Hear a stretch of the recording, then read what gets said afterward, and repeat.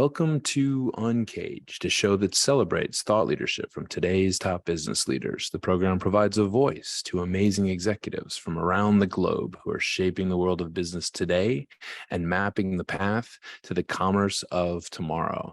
Today, we're speaking with Stephen Pivnik. Hey, Stephen, how are you? Good, Dan. How are you? I'm very, very well, Stephen. And Stephen is a really, really interesting guy. We're going to go through a whole bunch of stuff with him. He is most recently the founder and CEO of an advisory service, AIP Advisory, that aims to help entrepreneurs navigate the challenges of growth and liquidity. He's also had a very successful career as an entrepreneur, perhaps notably being the founder and CEO and chairman of Binary Tree, and we'll talk a little bit about that. He's also about to be an author, a published author. So we're going to talk about him writing his book as well. But before we get there, Stephen, tell us a little bit about yourself and your career. Sure, I'm happy to. So I guess the best way to summarize my career is one of being a serial entrepreneur. I started off as a mainframe programmer and then slowly but surely upgraded my skills to more popular technology. And in the early 90s, started a company utilizing those skills just to provide computer software solutions to customers. Little projects, snowballed into much bigger projects, and eventually, grew my company to over 200 employees across 12 countries, servicing the global 5,000 of the world. So it was an incredible entrepreneurial ride, and the entrepreneurialism continues. That's awesome. And it sounds now like you're pushing an entrepreneurial advisory service. Tell me a little bit about the AIP advisory experience. Sure. So I've benefited tremendously from advisors throughout my entire career. And I had advisors in multiple forms, from mentors outside the company to formal, CEO peer group type advisory services, to bringing on a, small management consulting firm to help, again, also from a growth and liquidity perspective. So all of those experiences were incredibly positive for me. So after I sold my last company, I really decided to give it back to the community and provide, similar types of services to fellow founder entrepreneurs to help them, scale and prepare for an ultimate exit of their company, whether it be to a strategic acquirer or potentially to a financial acquirer. That's amazing. And I mean, I think every entrepreneur, me being an entrepreneur, that advice is critical. I mean, understanding how you prepare a business for that next phase as well as exits. It's sometimes seems like it's obvious, and then it becomes clear that the ones that are successful know tips and tricks that the rest of us need to learn. I mean, I've heard the term playbook a lot. A lot of these like private equity firms and VCs, they have their playbooks, for success. But, individuals have playbooks as well. And especially individuals, I'm not going to pat myself on the shoulder for doing all the right things. I have a ton of baggage and mistakes that I can speak to, and helping entrepreneurs avoid, some of those mistakes is really, really rewarding. So, Stephen, I mean, I think you're being extremely modest, obviously, on your entrepreneurial journey. But the other thing that I think is important to mention is your experience outside of work and with things like ultra marathons and the Ironman and this book that you have coming out. So tell me more about what's going on there. Yeah, I'm a little bit of an adrenaline junkie. I think there's a lot of similarities in performing in ultra endurance events as there are to running, growing, and selling a business. All the hard work, the preparation, the dedication, the hours, the setbacks, the recoveries. I mean, the list goes on and on and on in terms of similarities. So once I developed a passion for these long endurance events like ultra marathons, I run up to 100K. Ironman events. I've done 15 full distance Ironman events around the world. I've climbed some of the tallest peaks out there, including Aconcagua, which is second highest to Everest. Everest is on the list. And all of these activities have finally culminated in me qualifying for the Ironman World Championship, which is held in Hawaii once a year and is televised on NBC. I get to say hi, Mom, on television, which is going to be an incredible, incredible moment. But this is a long, long preamble to I've been keeping a blog on a lot of my adventure stories. Every time I climb a mountain or do an interesting race, I'll blog about it. And everybody has been pretty complimentary about that content. And I've been getting the write a book chant from my friends and family. And I finally decided to do so. So I started a book. It's, tentatively titled Built to Finish. It's about, finishing races, finishing, business events, getting to an exit, et cetera, et cetera. Tentative, and everything may change in the world of publishing. And I'm super excited to be writing about it now.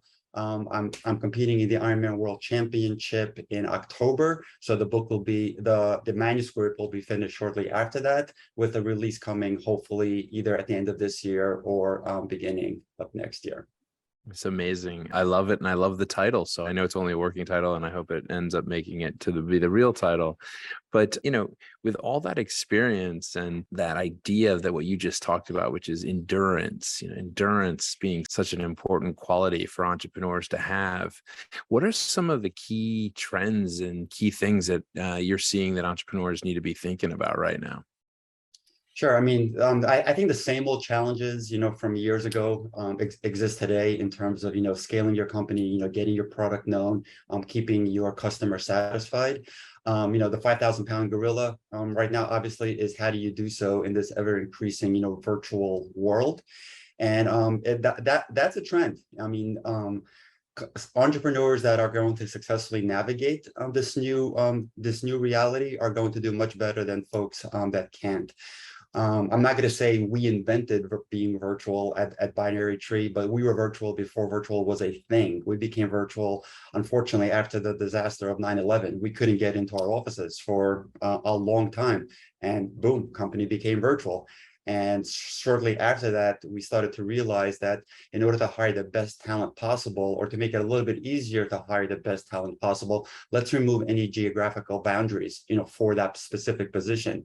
And that's how we slowly but surely expanded into, I think by the time we were done, it was 22 states and 12 countries from an employment perspective. So again, I think the trend is figuring out how to build, scale, and run a company in a virtual environment, and how to create a great culture and a productive culture when you don't see people anymore all day, every day.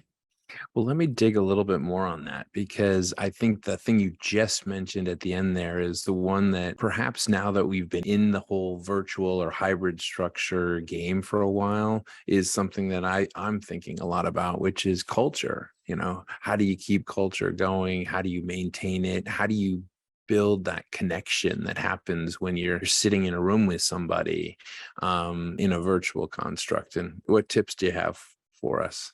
Yeah, the culture part is really difficult, because in the good old days, you want to build camaraderie and create relationships. You invite everybody downstairs to the bar after work, or to a dinner.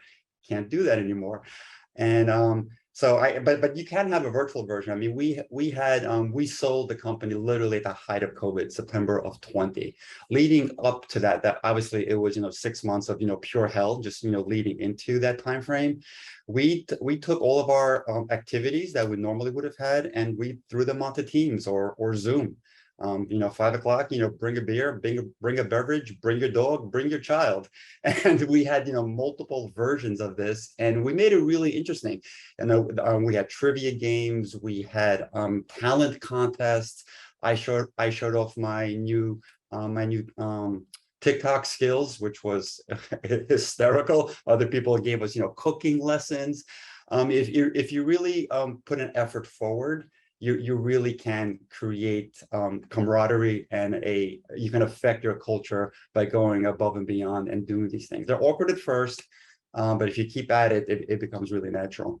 When you set up your business, you also sold a business during the pandemic, and you mentioned that some of the skills that successful entrepreneurs going forward will have are these individuals who are able to operate in these more virtual, flexible structures, et cetera. What are some of the other things that you've seen over this pandemic period that are critical for entrepreneurial leaders to keep in mind? Again, just I'm keeping your workforce motivated, and keeping them plugged in when all of a sudden they're completely disconnected. They can't just walk in, knock on your door, and have a water cooler conversation. So I know a lot of companies pride themselves on being transparent, with information, with KPIs, numbers, et cetera, et cetera. I think entrepreneurs need to go, take that transparency to the next level, make information, readily available so that, again, your employees aren't seeing other employees often.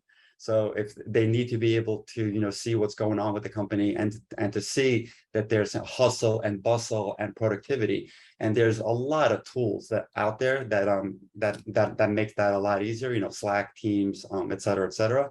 So, but you have to make a concerted effort, to post that information so that people can feel a pulse of the company.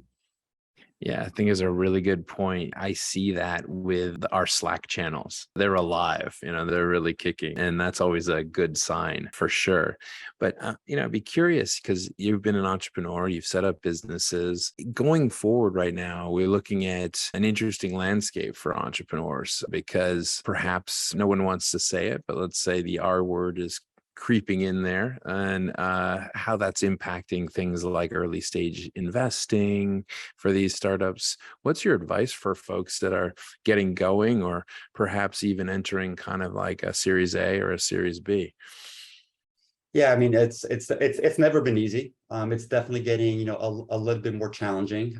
There's still a ton of money out there, but I think the process that investors are putting entrepreneurs for is getting, a little bit more complicated. It's taking a lot longer than it has been in the past to do deals. So I think, entrepreneurs need to focus, again, everybody wants to create like the next Facebook or the next Google.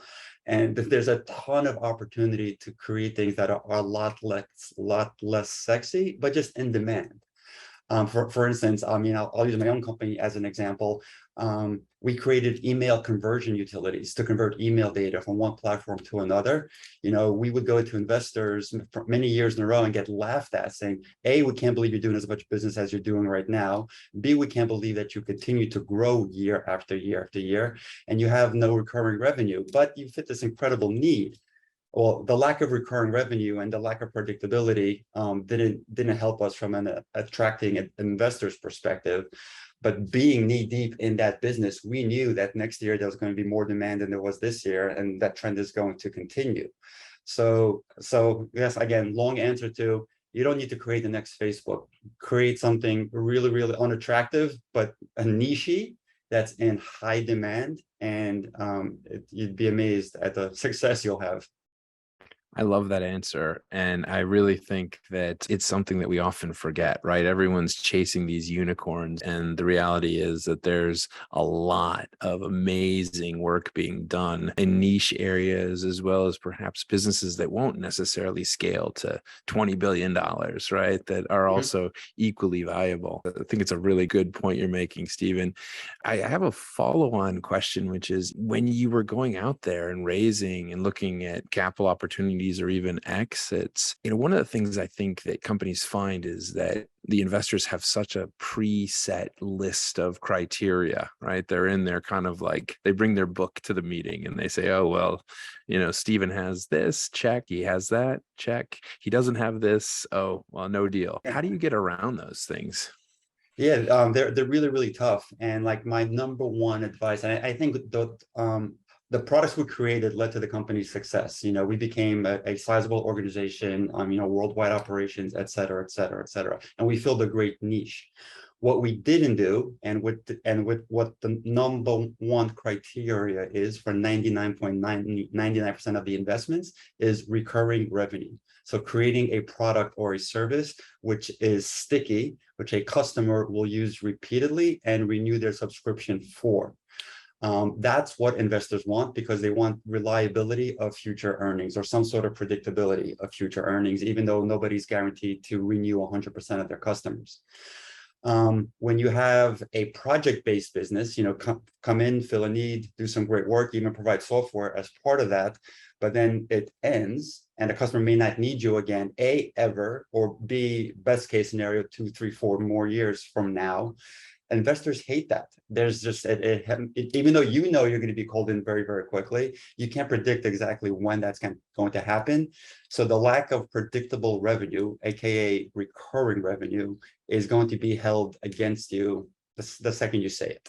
Everything else is you might as well just walk out of the room. Yeah, that's what they really want to know more about. You're absolutely right.